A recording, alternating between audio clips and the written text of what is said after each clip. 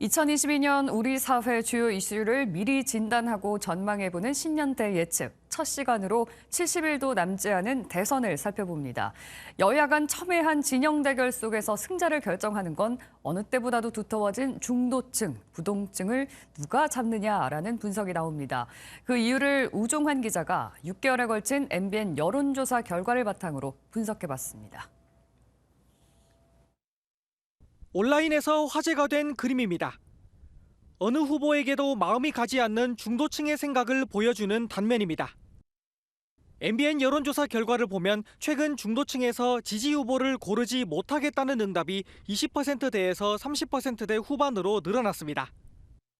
굉장히 뉴스에 안 좋은 일들로 많이 나오고 있는 것 같아서 사실 누구를 뽑아야 될지 다 그냥 딱히 기대가 되는 사람이 없다? 믿음은 안 간다는 느낌.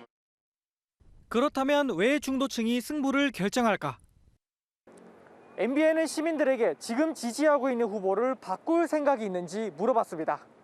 그 결과 이재명, 윤석열 두 후보를 지지하는 유권자들은 불과 10% 정도만이 바꿀 의사가 있다고 답한 반면 부동층에서는 지지 후보를 바꿀 생각이 있다는 응답이 무려 40%를 넘었습니다.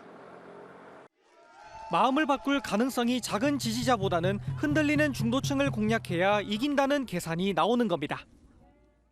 현안별로 중도층의 생각과 후보들의 반응도 살펴봤습니다.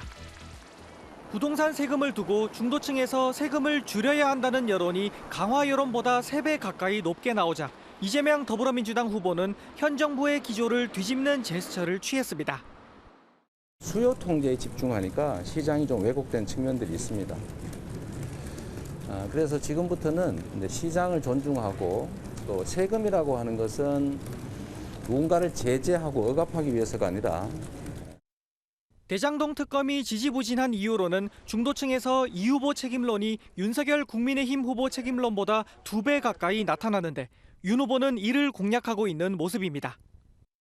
국민의 특검만이 이 부패 카르텔의 민낯을 낱낱이 규명할 것입니다. 이재명 후보에게 말씀드립니다. 저와 TV에서 정책을 논하려면 특검을 바꿔하십시오.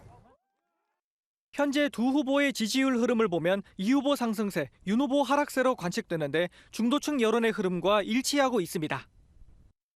도덕성보다는 능력과 자질을 좀 더 중요시하는 경향이 있기 때문에 상대 후보보다 나의 능력이 더 뛰어나다. 이런 걸 좀 더 부각하는 점이 좀 필요해 보입니다. 불과 2달 정도밖에 남지 않은 대선이지만 그 사이에도 언제든지 마음을 바꿀 수 있는 중도층. 이들에게 지도자의 능력을 증명하는 후보만이 청와대의 문을 열 자격을 얻게 될 걸로 보입니다. MBN 뉴스 우종환입니다.